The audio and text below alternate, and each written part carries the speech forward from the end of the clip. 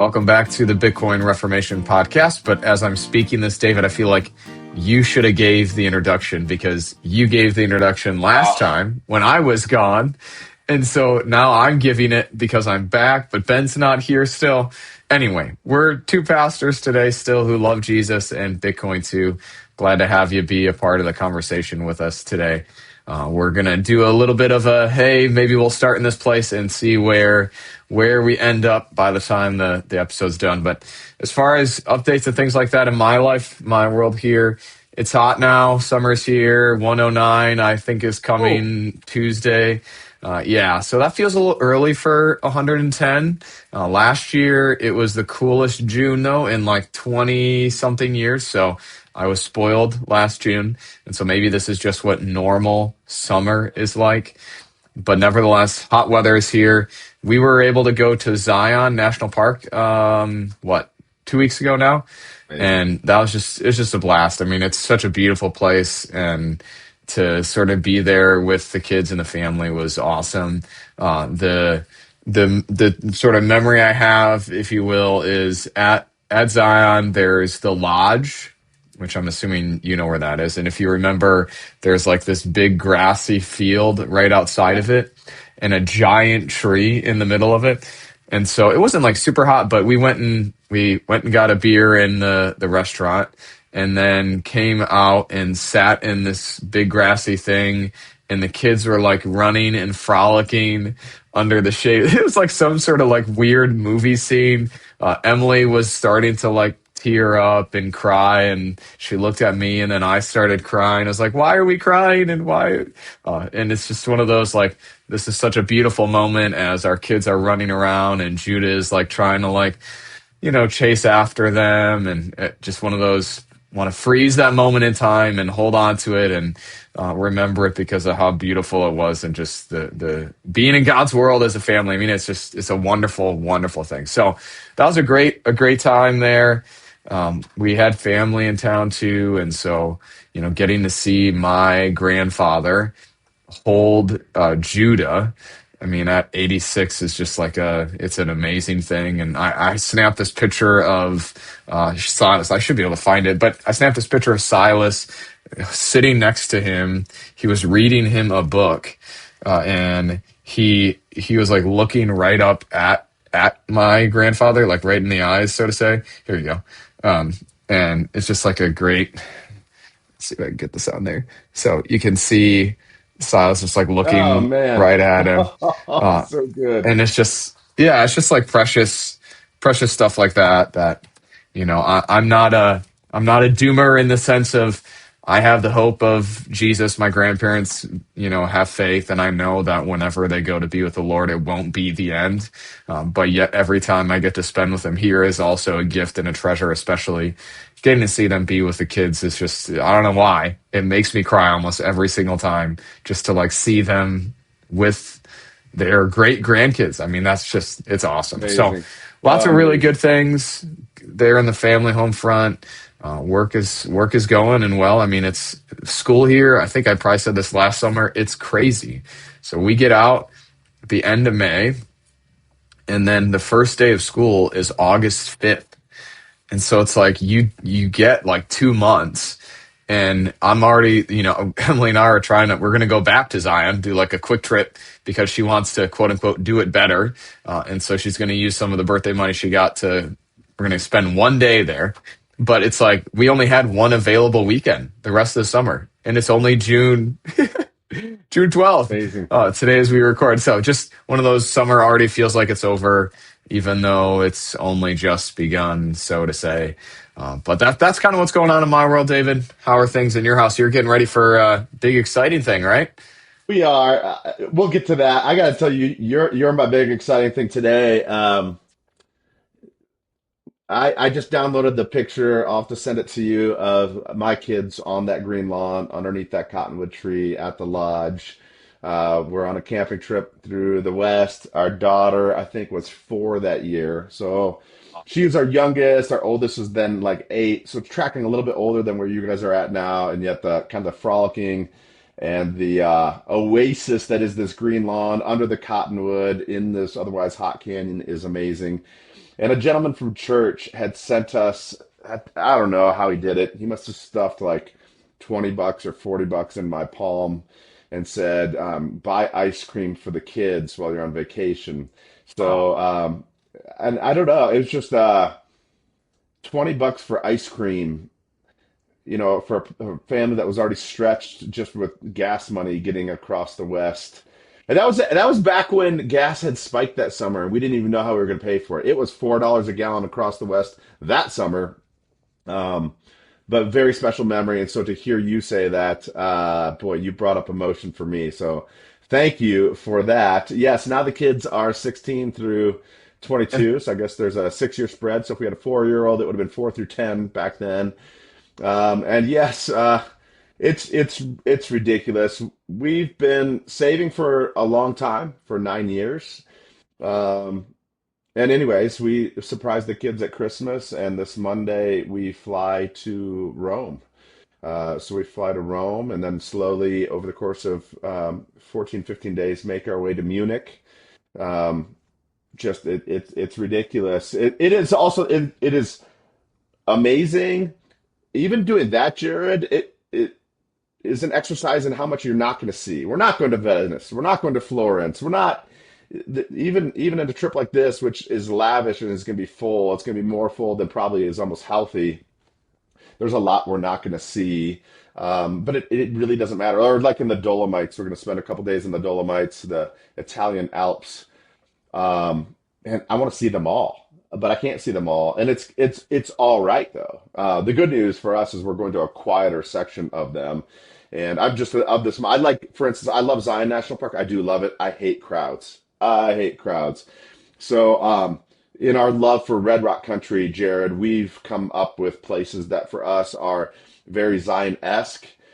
In many ways, maybe they're not as grand, but it's an amazing thing to walk through a watery canyon like we did last time and see either no humans for 3 or 4 hours, or the one human we ran into last time was a Japanese photographer who we talked with. It was just amazing. So our time in the Dolomites, we're going to a quieter section for that reason. Yeah, we're looking forward to it all. So right now I'm trying to account for everything that needs accounted for in life before switching over and heading out. I fear that I'm kind of failing miserably. I have this list. I keep getting to the end of the list and adding a bunch more. But we're healthy. The oldest is flying back today from Michigan, where he's working this summer at Camp Arcadia.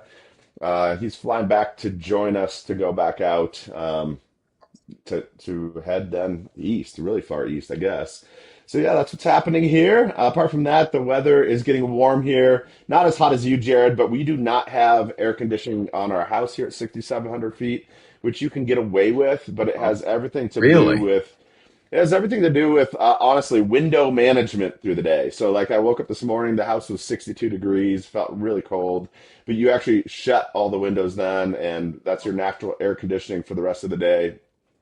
There'll come a point in the afternoon where it gets kind of stuffy, and suddenly they're like, "Open all the windows, let them fly." It's a little bit warmer inside than outside, or it's certainly breezier outside. So all that works. Our bedroom is the only bedroom upstairs, though, and that is perennially warm to hot in the summer. So even there, I feel like just a week ago it was cold here, and now we're dealing with heat. There's not much kind of in between when the UV rays are the way they are at 6,700 feet. But apart from that, we're blessed and doing great. So here we are. That was one of Emily's things she was surprised by. So when we were there at Zion, we did the river walk to the Narrows. So you Yeah, can, right. if you're not familiar with Zion, you can walk down this trail, and then at the end of it, you can step into it's oh my gosh, the Virgin River, I think is what Yeah, the it river is. is. Yep. And you can walk down the Virgin River with, rock faces on either side of you that get somewhat narrow, hence the name. And so we had walked down there, and she was just, I mean, I think overwhelmed, shocked, and almost disgusted about how many people were there. And just, we're walking at kid speed. I've got a 3-year-old and a 5-year-old, and they're not adults. And so people are just constantly like trying to get around us. And it was just really overwhelming for everybody. So I would love maybe offline, you can send me some of those Not Yeah. not popular places because I think Emily would absolutely love to go to some of those that are still beautiful, but yet maybe less populated with Yeah, people. our magic place, I'll just give everybody the name, is Kanab, Utah. If you get to Kanab, so that's about an hour east of Hurricane and St. George, right? And you pass through this crazy place called Colorado City, which has been in the news much over the last decade plus for some of the fundamental Mormons there and Warren Jeffs and any of that. But you pass through that, a little bit odd, but you get to Kanab, and Kanab's like the quiet east side of Zion from Kanab. You're an hour and a half from Lake Powell, Page, Arizona, Lake Powell. You're just a half an hour south of the east entrance of Zion. You're a little over an hour up to Bryce. So you can Kanab is our base camp that we Sure. really love. But about an hour, 45 minutes to the east of Kanab, there's Cottonwood Canyon Road. And if you go up Cottonwood Canyon Road a ways, I could point you to, I think it's called Lower Hackberry Creek, Jared. And the water there, the deepest the water has ever been is like 6 inches. Sometimes it's down to 1 or 2 inches. Although you can get it channeled, you can find like quicksand to where the kids. Sure. It's just it's truly magical. And you can hike back as far as you like, and we normally hike back about 2 hours and hike out. It's phenomenal. I think we've been there 3 or 4 times, so we'll send you there soon. Well, here we are, Bitcoin Podcast. Ben's not with us. He is on a family vacation. It sounds like visiting Alaska because of, I believe, his parents' 50th anniversary, if we got that correctly. So I hope the family is having a just absolutely wonderful time. That's a wonderful thing to celebrate. Um, but here we are, Bitcoin Reformation Podcast. Here's some big things happening in the world right now. Elon Musk just took SpaceX public, which means I texted a friend this morning. Get this, Jared. This is an important morning. The combined wealth of Elon Musk and me, David Ruffner, is, as of today, $1 trillion, our combined wealth. That's pretty impressive, right? That's really impressive. So Elon appears to be our first trillionaire, maybe, which is absolutely wild. So, Crazy. and yeah, so there you've got Elon Musk, SpaceX pulling a lot of capital from a lot of places as people want to invest in that. You've got a lot of AI companies, whether that's capital on more seed rounds of investor capital going into there, or you have some of these AI companies also looking to go public. It's an interesting time. We've still got things going on in Iran. Is there a peace deal? Is there not a peace deal? We have a new Fed chair. So, how about this? All financial markets are pretty choppy, and Bitcoin is definitely choppy and down 50% over the last 6, 8 months. Bitcoin is highly liquid. And so we're at this moment. What does all this mean? I don't know what it all means, Jared, but here we are. And we're looking to have a conversation, kind of narrow it down, not about all the things that are all confusing, but maybe one or two things and learn a bit as we talk about them and maybe shed some light as well. So, what are we going to talk about today, Jared? Maybe we should do like a sentiment check-in is a good way to say it. I don't think we've done one of those in a while. And so how are you thinking? How are you feeling about where things are in the Bitcoin world? Because, some people would say we're in a bear market and, price being 50%, it's not 80% from the highs like maybe we're used to in a drawdown. And just the fact that it's still, 62,000 is below the sort of the previous all-time high last or last bull market of 69,000. And so in that way, it feels high but low. I don't know. It's like to me, I feel like I'm in a strange place, but I'd love to hear kind of how you're thinking about those sort of things. I mean, again, prices, whatever it is, but just the sort of cyclical ups and downs. Where is David at today? Yeah, my sentiment's a little bit lower, not based on actual fundamental conviction, but based on this. Life, because of said same vacation I talked with you about, is very expensive. Has been for months. I didn't really know this because this is the first time we've done something like this. First, kind of one and done, I think, in terms of with the kids. It's very expensive, and I started paying for this vacation in January. Plane tickets, then Airbnbs, and I chose to, pay along the way fully as much as I could, even though some portions are refundable up to a couple days before, whatever. But paid ahead of time. So a lot of, I mean, most of this vacation, quote unquote, is paid for, other than the meals on the ground and incidentals on the ground. But what being so expensive, I have not been able to really invest into this dip. We would say typically Bitcoin's on sale, but I haven't been able to participate in this sale the way I was some other times when it was on sale, such as back 3 4 years ago, and it was down to 20 down to 15K. Sure. That was a good stacking time for me. So I don't really like the fact that it's down and I'm not stacking aggressively. How about that, Jared? And put differently, with such a kind of big vacation, special vacation, I really dreamed of Bitcoin being $250,000 right now. I would, boy, wouldn't that be great? So I'm kind of finding myself in a little bit of no man's land with this. Post vacation, next year for 1 year, we have a year where we just have one child in college, which will be a big help. And then likely we'll be back into the two in college for another 4 or 5 years, which is also a big strain on us. So, anyways, when cash flow is tight, uh, it changes your relationship with being able to keep investing, stacking away.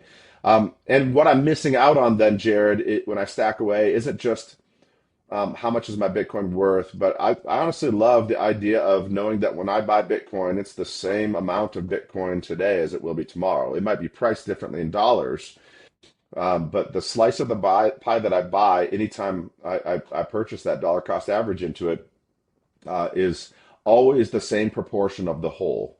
And the same is not true with the US dollar. Meanwhile, my sentiment is kind of anxious concerning the US economy. Honestly, Jared, it is anxious. I've been waiting for years kind of for the next financial shoe to drop. And that probably is a critique leveled of Bitcoiners, is we're sort of doomers on the fiat system. But as many people say, it's actually just math. Adam Livingston, who runs a channel and calls himself the Bitcoin Wizard on YouTube, had a nice video this week that he talked about. Like, he really showed how the Fed is stuck, right? For a long time, Trump's been like, I'm going to get my Powell, lower those rates. Powell wouldn't. I'm going to get my guy in and he'll lower rates.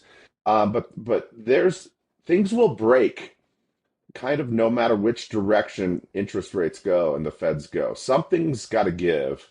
To go to your Southwest, you're hiking, you're hiking up the Narrows. One of the things you have to be careful of when you're hiking in the Southwest is that you don't down climb or up climb something that you can't reverse course on.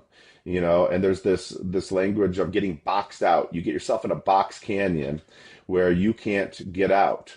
Or sometimes there's a canyon and there's a pothole filled with water. There are instances, Jared, where people are like, I'll just swim across the pothole. But you swim across the pothole and it's slippery on all sides. And, can you get out of that?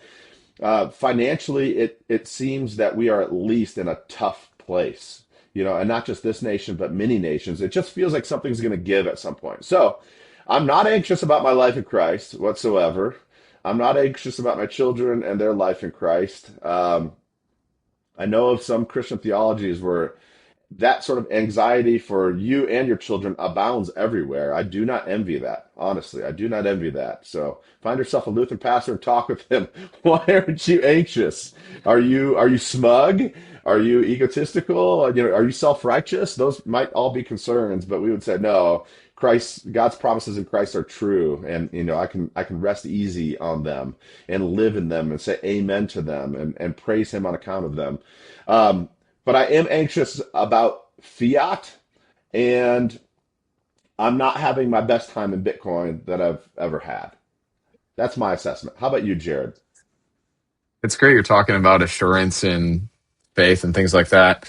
We're doing our new member class right now, and it's like 6 weeks, Thursday nights, and we basically answer what I call the five basic questions every person must answer. Who is the God that I believe in? What does that God require of me? How should I talk to that God? And then 2 weeks on how does that God interact with me, and you're a smart guy, so you can probably figure out where I go with those, right? Yeah, Creed, Lord's Prayer, Ten Commandments, sacraments, love it. stuff like that. And so this past week was, or yesterday, I guess, was the one on baptism. So how does God interact with me? And it's great getting the, I mean, it's maybe that's where we're most distinctively different, if you will, as Lutheran followers of Jesus, is our theology of baptism. But it's so much gift and so much gospel that it's just you talk to people about it, and I feel like I saw a lot of like light bulbs turning on last night. Like, wow, That's like beautiful. this is how, baptism helps me see when I lose my job, when I go through retirement, when, my spouse is sick. Like these are all ways that baptism and what God delivers in baptism helps me have that assurance and that hope and that comfort because of what he's done for me, not what I've done for him or I've chosen for myself. So it's just awesome, sort of on the heels of what happened last night, that way. For me, Awesome. I feel like I'm in there. Usually, there's people will say there's two different phases of bottoming in price, and one is the actual dollar, US dollar value, like the lowering of that, and then there's the time aspect. That usually it takes time. That if you didn't hit the first bottom, don't worry. So there you go, David. Maybe that's my encouragement to you. You didn't get it this time. We're probably going to be here for a while. Maybe. Right. Obviously, I don't know. But we're in that sort of bottoming phase where it just feels boring. It feels somewhat, I don't know, just kind of is, if you will. There's not a lot of exciting things happening. I also feel like many people, just like last cycle when we were supposed to go over 100,000 to whatever people were saying, I feel the same level of disappointment this time too. That 120,000, as much as that's a lot, I was expecting a lot higher too. And so there is like some very interesting return charts, if you will. So people who measure from cycle bottom to cycle top. So, basically from peak to trough and the different levels of return that it feels to me like they have to break at some point.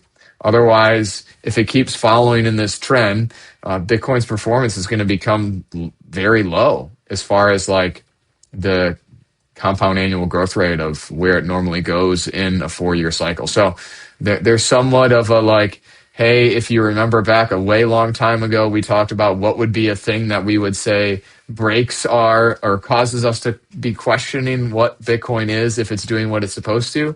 And I think one of those is the whole, is it continuing to generate those annual returns that are above, certain things?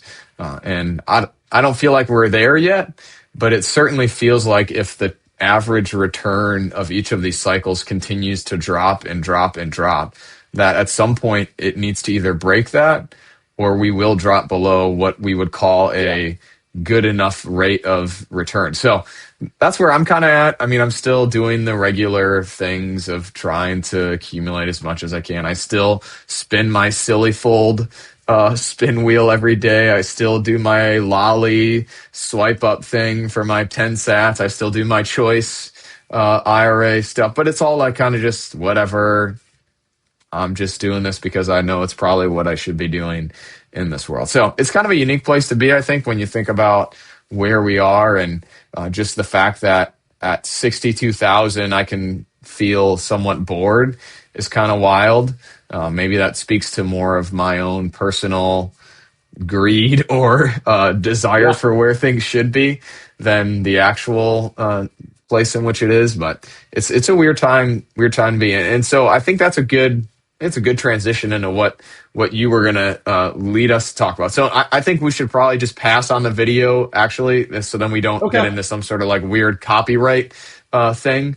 But if you want to describe the thing that we were talking about beforehand with the marshmallows, I think that'd be a helpful transition. I think just with both of our sentiment and where maybe some other people listeners are too. Yeah. So there's this famous Stanford experiment from the 60s and early 70s called the Stanford Marshmallow experiment. That's at least how it's referred to. It might have had a different name. And the idea was they took young children aged 4 to 6, they sat them down alone in a room, and an adult, who was hopefully a nice person, right? I'm sure, came in and put a marshmallow in front of them and said, I'm going to leave, but you can have this marshmallow now, or if you wait 15 minutes, we will bring you a second marshmallow, and then you can have both. And so there's two questions. First of all, will any of them wait? How many of them will wait? But then they longitudinally apparently traced these kids then over the next decade or two, saying, did sort of the composition of these different kids, the ones that were look for immediate gratification versus those who were willing to delay gratification, did that change essentially outward markers of success in life? And the way it's famously reported is that yes, it changed those. It said this: better outcomes is life, better outcomes, higher SAT scores, lower body mass index. Interesting because I actually ate more marshmallow, but a greater overall success, implying that self-control in early childhood predicts long-term well-being. Yeah, so and then I've heard this brought up several times recently as concerns Bitcoin, and it kind of goes back to a more general conversation that we could have. Of course, we're passionate about this conversation. We're gonna not be able to have this conversation, you and me. I think I know us well enough to not talk about Bitcoin and want people to see what we want them to see. But it brings up a longer term question about waiting, about saving, the benefits of doing it.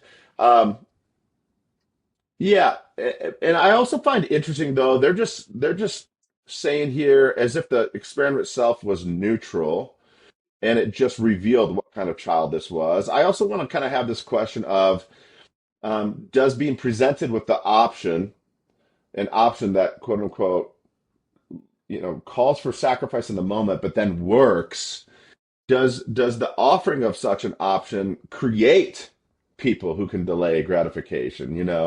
Does good savings technology, and by the way, being able to have an asset and have it double every 15 minutes, if you can't, if you can, bring yourself to not consume it in one moment, that's pretty good savings technology. I mean, I would love a financial instrument that Saving did in that, right? marshmallows. You heard Yeah, it yeah, here yeah, yeah. first. Right, you heard it here first. Be drowning in marshmallows if, in fact, they doubled every 15 minutes. But of course, 15 minutes is a lifetime for a 4 to 6 year old. But these are kind of the conversations to have around that. And so I'll start us. First of all, it's going to be no secret that we're not really talking about marshmallows. We're really talking about money and the like, right? So first of all, do you have an income? Second of all, what draws upon that income? Are your bills bigger than your income? Because if that's true, then you probably do need to have some kind of Dave Ramsey like discussions, right? But let's say you have those Dave Ramsey discussions and say, I don't need four streaming platforms. Let's cut that out. I don't need to eat out. I don't need a $6 coffee every day when I can brew a 50-cent cup of coffee at home and take it with me. I don't need lunch out. I can brown bag it. Let's say you get some of your expenditures under control, and now in your position to where you're consuming less than you're earning. The question is, what do you do with that? What do you do with that? Are you willing to set it aside, save it, not just for a rainy day, but maybe for a goal? And do you have the promise that it can grow? What if it doesn't grow? What if it? I just want to talk about these sorts of things, Jared, and see where we're at. Because I'll say this: savings, having a checking, more than that, having a savings account at the bank when I was a kid was a thing. I mowed lawns. I used some of that money, but I took some of it, literally walked it to the bank.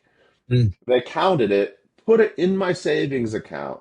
I had a ledger that I had to keep track of. That ledger was easy to keep track of, except for the interest pieces for me that confused me, but it also meant that my savings were earning, right? And it was just unquestioned that this was a good thing for a kid to have a savings account. Um, and now my kids have an account, but there's literally no difference between checking and savings. It's just It's just a money account at the bank. And they do not think of that ever, ever, ever, Jared, as a place that can earn interest. And yet, when I was a kid, that savings account earned 2 or 3% interest, and that was an exciting thing. Hmm. What has changed? What has changed? Is it good? Is it bad? Is it indifferent? Um, and I'll leave it there. So if you, for people who are listening to this, there is great videos on YouTube of kids doing this. They act exactly how you would expect them to, from like looking at it to like getting on Yeah, the table level and like spying the at it. Some marshmallows. of them Yeah, like, yeah, they like smell the marshmallow. Some of them like lick it and think like, okay, I'm not eating it. Like maybe I can just like, experience it. It is absolutely hilarious. And yet I think like, so it's childish, but it's also very true for us adult grown up people too, that when we think about the idea of waiting for something, I've used this in the lanes of like waiting on God, right? So how long can we wait? Think about God's people who were told there's going to be a Messiah. I mean, in the beginning of the Garden of Eden, right? God tells Eve, hey, your offspring is going to bruise the head of the serpent. And then Eve thinks that her next son is that savior, which is just, so funny. Like, nope, sorry, Eve, gonna have to wait a very long time. So just the idea of waiting is such a part of what I might call the human experience. And right. we would even say part of our faith, right? Faith is in some ways waiting too, that there is a sense in which we've been saved now, but we're also waiting for the not yet aspect of what Jesus is going to do when he returns. And so there's those sort of waiting things, but then there's also the waiting if I want to, in our case, if we want to buy a house, we're waiting, right? We're waiting. We're trying to save a little bit for a down payment. We're trying to do Yeah, things that, push us in that way. But how and the way in which you wait or how you do your waiting matters, right? So not even just like a money thing, but how you wait in faith is a different thing, right? How you wait, whether it's for vacation, right? How you wait for your vacation is going to be a whole different thing too. And I think the piece that really struck me, David, was did the fact that they were offered a certainty of another marshmallow change the way they engaged in that? Because a lot of times we don't have that certainty, at least outside of Christ and in his resurrection, stuff like that. When we think about waiting, we could say, okay, I'm going to wait to buy call it the new iPhone, right? Someday they'll come out with a foldable iPhone. They'll probably cost $2,000 or something crazy. And so if I'm going to save for that, I can probably pretty certainly know that if I put $100 away every month, eventually I'll get to that thing in 20 months. But what if in 20 months, well, inflation has come back and now that phone costs Apple more to produce. And so then now they actually raise the price of that $100. Now it's going to take me 21 months, right? And that's a small example of that, but you can apply that on a bigger scale and take that and, again, use the housing example, right? Say I'm trying to get a 10% down payment on a house that should probably cost $200,000, right? And now I'm got there, but the house has gone up 100%, and now it's 400,000, and now I'm only halfway to where I need to be, and so yeah. my saving is Mhm. not certain in the sense of being able to give me and get to me what I want, what I'm hoping to eventually get. So I think there's something really interesting there. Not again, we're not investment advisors. All this is not investment advice. And of course, past history does not guarantee future performance, just kind of like I was talking about too. The sort of, hey, the Bitcoin returns seem less than maybe what I would hope them to be. But it does beg the question that if there was such a thing as somewhat certainty or a general trend, if you will, that maybe that would incentivize you, person who has that free income, right? So you're not like David, you're not going on vacation, you don't have any free cash right now. But if you do, maybe there is a way in which you say, oh, look, generally over time it goes up and to the right. that gives me a certain level of certainty. I can use that word twice in the same sentence to think about maybe this is a place to store or to wait. And maybe that gives you the motivation or gives you the ability to do so. I don't know. What do you think as you hear that? I think a couple things. I heard somebody press this marshmallow experiment a little bit further and trying to equate it to the moment and the fiat thing. So yeah, you and Emily are trying to save up for a down payment. And what I'm about ready to describe, I pray it doesn't happen to you, isn't happening to you, but it has happened to some. You know, the average house costs 300,000. Actually, this happened to the last church I served, in that we delayed a building project until we hit some financial goals of paying down some debt. And by the time we accomplished that and came back to do the building project now cost the increase of the price in the building project was about like twice as much as what we had accomplished to pay down in that near term. In other words, like we wanted to pay off X so that we could do project Y. By the time we paid off X and got to Y, the project was Y plus 2X, you know? Amazing. This sort of thing happens. We can see this in the average home price in America has skyrocketed in the last 10 years to where you could save up, you could delay gratification on those dollars by setting them aside, but in the meantime, the goal, the finish line has gotten further out from you essentially. Somebody equated it this way to say to the kid, "Hey, you can eat this marshmallow, or if you wait 15 minutes, we'll take this marshmallow away and give you two marshmallows." Right now, they're not looking at it. Maybe you leave them with a picture, but they said, "What if at the end of that 2 minutes, 15 minutes, you take away the marshmallow and put two mini marshmallows in front of them?" Well, you gave them what you promised, two marshmallows, but now the two marshmallows you gave are less than the one that they had. That that's not just frustrating, but that would lead to a sort of financial nihilism amongst people. Like, what's the point of having financial goals? Um, Literally now spend it all today. Uh, be- because tomorrow the currency dies or at least weakens, you know. That's not a good thing. And that's something I'm very concerned about. And that I don't know, maybe we wouldn't be the first people, but maybe we need to kind of coin a phrase of something like fiat fueled nihilism, right? Something like this, because money is collected to a lot of things. If I can't financially plan for the future, how many other sort of future oriented vocations and tasks and goals might I never take up? Are there, in fact, young people who say, "Yeah, I've never considered really ultimately getting married and certainly not having a family because who can, nobody can afford, none of my peers can afford what my parents and their parents were able to afford." That would be alarming, and I fear that it's true. I fear that it's true. Sure. I mean, I feel like I've heard people say those exact words, right? That kids are expensive, that I can't afford to have children, or if I I could only afford to have one, all those sort of things. And in some ways, it's like the not being able to know the certainty of the future of the sort of, hey, the benefits of my savings are not going to be taken away and given half back sort of thing with the mini marshmallows, incentivizes us to do exactly what you said. And that's the spend it all now, don't save anything.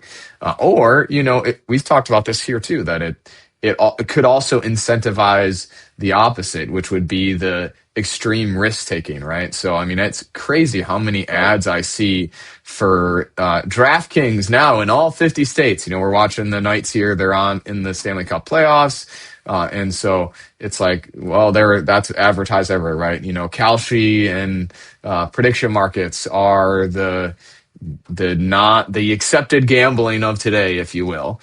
It's not a gambling. I'm just making a prediction, stuff like that. And so if there's no certainty, It might be not just spending, but it might just be saying, hey, then I need to go and do something to make it, or something to risk it, or something to Yeah. catch up, if you will.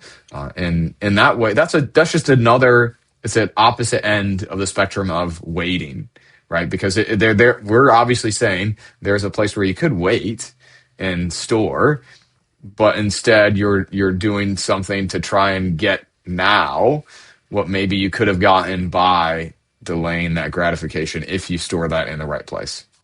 Right, right, right. So I want to be able to store and at least be able to hold value. In fact, money should be able to do that. I've heard recently an argument that the US dollar is therefore literally not money. It is currency, but not it does not qualify as money any longer. Now that's going to, I think, sound over the top to some people maybe hearing that for the first time. But I do think it's sort of one of those things like, hey, instead of just dismissing it because it sounds so strange to you, would you chew on that for a little bit? Because I think we all agree that the US dollar is our currency. That is our currency. But we've done an episode on that before. What qualities would you want in money? And I think everybody would agree. They would like this quality of money where when I save in it, when my earnings are greater than my expensive, even if ever so slightly, I can take that piece, I can save it for another day, and on that other day down the line, whether 1 week, 1 month, 1 year, a decade, that those dollars are worth as much as when I saved them. They have enduring power. And the US dollar literally simply does not. You would be a fool to save for the future simply in dollars, right? And so then everybody is forced to quote unquote invest, and even investing the way we do, everybody having sort of a Robinhood account, a Fidelity account, Schwab account, and investing, it's actually really pretty new in American life that the average American goes out to invest. So yeah, and you have to do that, and you're looking for things that could grow big, but ultimately that means you're trying to buy risk and catch the right kind of risk that pays you off. I saw a screenshot today. I clipped it, Jared. With today, we mentioned SpaceX going live today. Get this. SpaceX, their valuation is 1.8 trillion. You know what Walmart's valuation is? 920 billion. Walmart's been around a lot longer, serves a lot more people. It's pretty well darn established. Do you know what SpaceX's revenue it has been?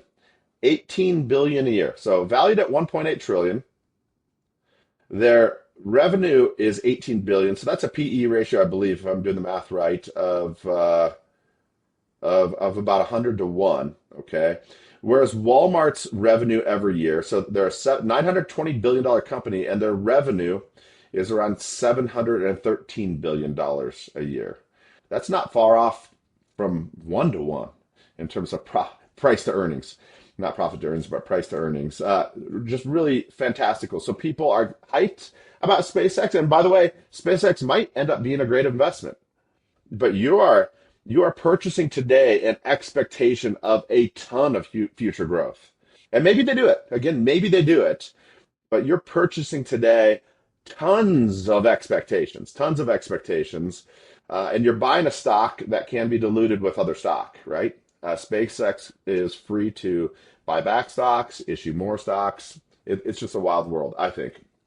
How is that different? So if we save in dollars, Jared, our marshmallow gets smaller, sadly. We can choose to save in things like the S&P 500, so stocks, but we're going to spread it across this basket of stocks that's been seen as healthy. That does pretty well historically capture growth, doesn't it? Historically, 8%. 8%. And yet, Consumer Price Index says that our current inflation is at least 4%. It feels like more than I 4% since for me, Jared. Yeah. 2022, I believe, is what I read somewhere too. Yeah, And most of you that's know that energy, Iran oil, but everything's energy, right? That means it costs more to get milk to the market, to my family, it costs for me to go get the milk, to bring it home to my family, and all the things. Yeah. But 4%, there's people who say that's the published government inflation rate, really that inflation rate is different for every family based on your needs, what you're buying in the moment, and how much those things cost. I would guess our grocery bill's not 4% greater than last year. I would guess it's bigger than that. I know our energy increases here in California for like home heating and electricity have gone up considerably from then, Jared.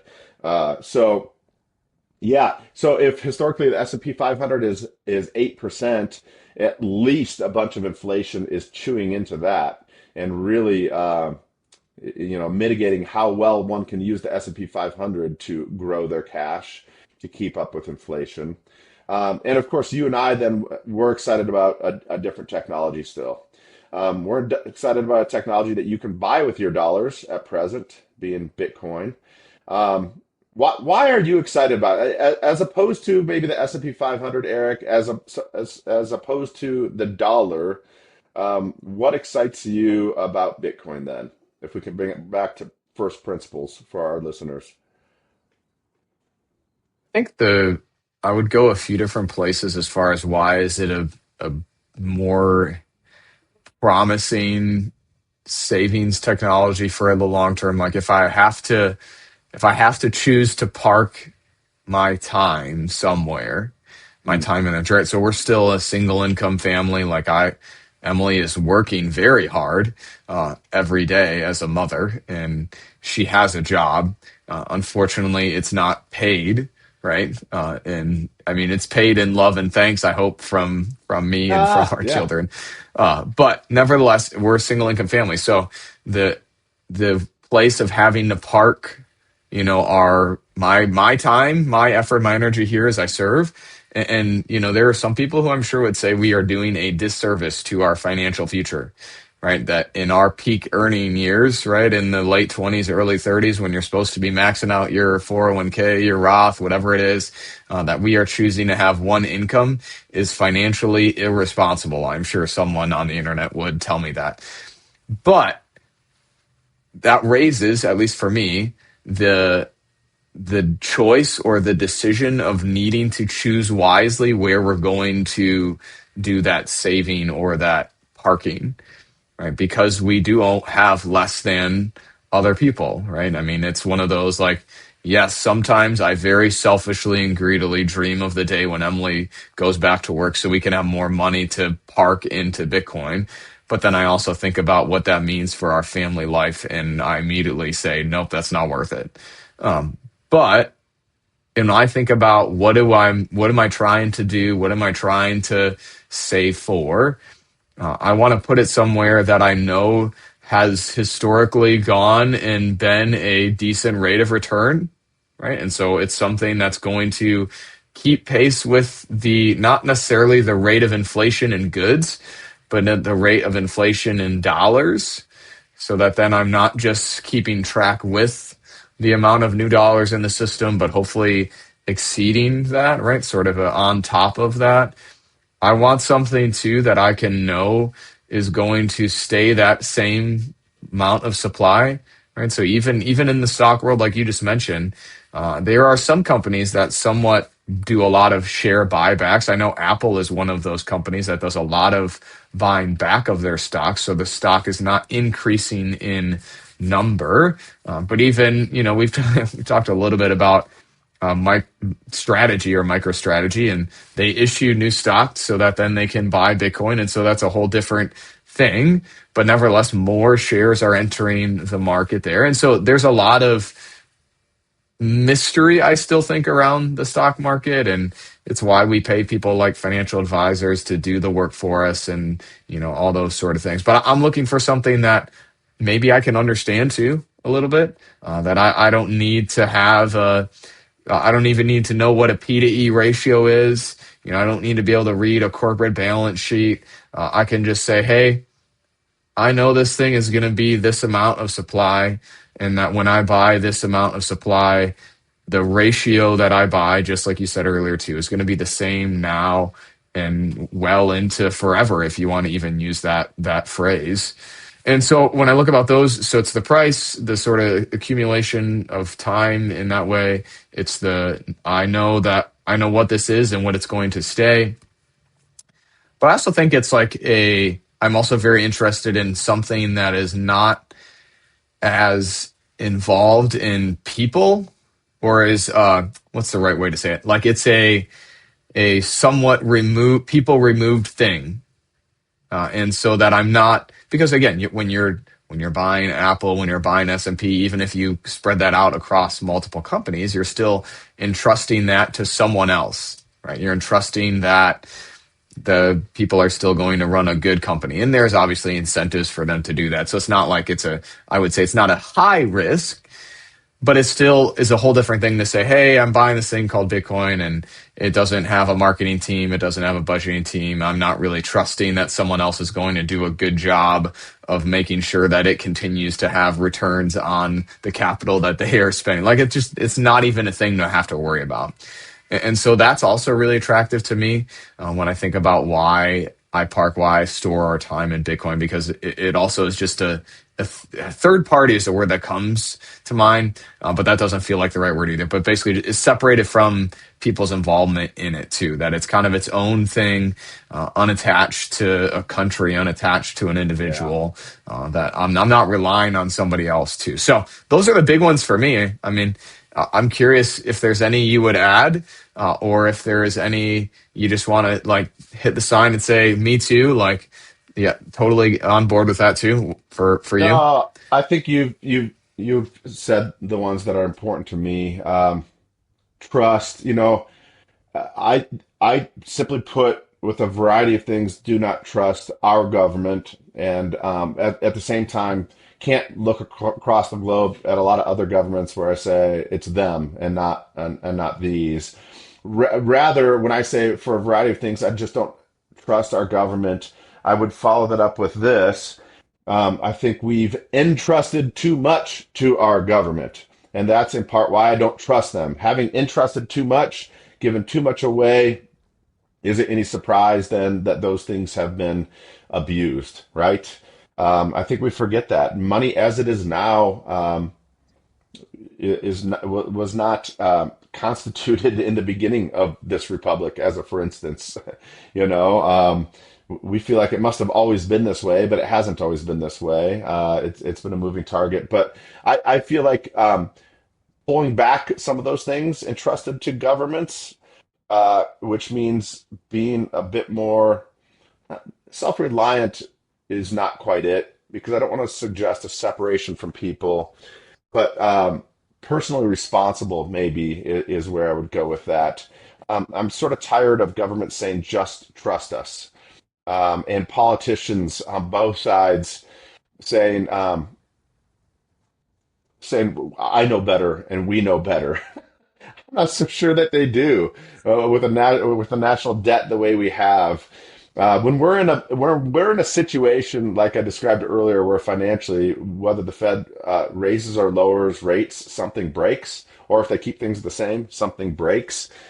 This just shows like the hubris, the collected kind of hubris of man, um, and that we're not always good stewards, and sometimes we do get ourselves in a box canyon, and I think they have fiscally and monetarily gotten ourselves into a box canyon where there's no easy escape.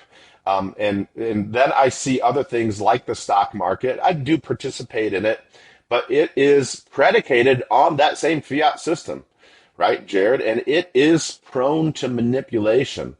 And I lack trust in these institutions. So I would frame it all with the word trust, which I think the things you said is complementary to the things you said. I don't want to have to trust my government to not print more money. I want a money that simply can't be there can't be printed more of. You have to be responsible for that which has been put in your care. If you overspend, and now you're in a deficit and you've got to pay back, as opposed to printing your way out of it. Printing feels good in the moment, but leads to a heavy hangover for the common man. So I just don't want to have to trust an organization. And similarly, each of these corporations, um, you're putting a lot of trust in those corporations, or put differently, people would describe it as a lot of counterparty risk. Elon, the SpaceX stock could just absolutely tank tomorrow if we find there's a problem in their software, there's a security breach, right? If some revelation comes out about the founder's life, stock would tank. If a new war disrupts supply chains, stock tanks, all over again. If. One of the reasons I like Bitcoin is the founder, whoever he, she, or they were, doesn't seem to be on the scene anymore. It's distributed. Ownership is sort of spread across all who are involved in it. It can't be changed. You're sort of following these rules. It is a fixed supply, a known issuance through the mining of that supply. So yeah, I like Bitcoin because, as one person described it, as I have a low view of anthropology. I have a low view of man, as does the scriptures. And Bitcoin seems to account for a lot of that. It's not to say it's perfect. It is not the gospel, but it seems to account for all of that, and I love it. I love the idea that the Bitcoin that I buy today will be the same proportion of the pie today as tomorrow as forever. I do think in that way, first of all, it should be a good savings technology, but I think on account of that, it will actually grow. Not because it's out doing something, accomplishing thing. We still need workers. We still need mothers in the home, dads at work, or vice versa, whatever. But you get my point. We need people with vocations, caring for others, bringing value to the world. But as we do that, and money is part of the how we accommodate in this world for a coincidence of wants or a lack of coincidence of wants.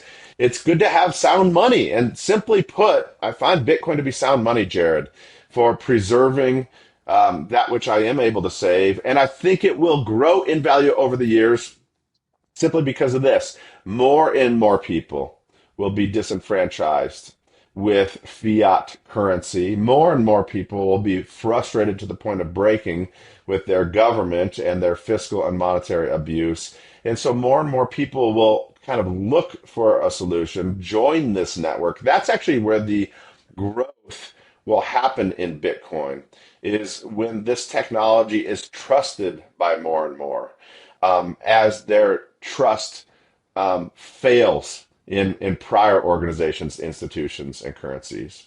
That's what I see.